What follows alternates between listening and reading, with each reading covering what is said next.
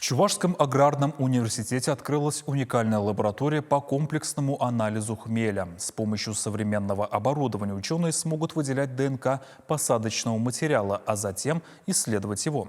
Научный коллектив вуза займется и выявлением распространенных болезней хмеля. Какие возможности это открывает для развития отрасли в Чувашии, расскажет Наталья Егорова.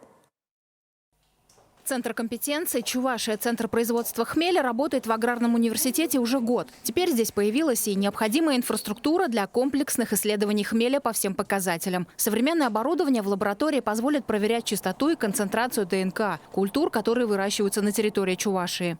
Мы хотим провести паспортизацию хмеля, чтобы каждый вид хмеля, который выделен на нашей территории, имел документ, паспорт.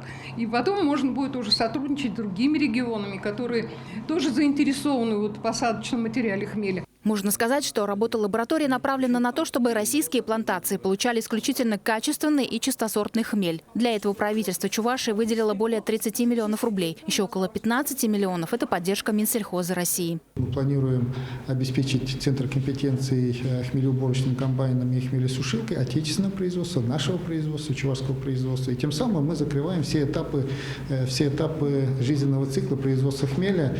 Ну и дальше уже будем масштабировать и развивать, исходя из потребностей, которые нам нужны. В лаборатории будут выявлять наличие самых распространенных вирусных и бактериальных болезней хмеля. Сделать это помогут специальный тест системы. Даже если в одной молекуле есть фитопатология, система даст об этом сигнал. Одновременно можно загружать до 47 партий проб. Как говорят в аграрном университете, до этого в России таких технологий не было. Все доверяли человеку. И если лаборант не заметил признаков болезни, зараженный материал мог уйти в поля. Теперь же подобные ошибки будут исключены. Кроме того, в лаборатории займутся изучением посадочного материала с помощью ПЦР. Этот процесс уже не быстрый, занимает до 9 часов. За это время сотрудники выделяют ДНК предоставленного материала и сравнивают его с данными образцовых растений – праймерами на 7 сортов. Среди них и самый востребованный – это подвязный.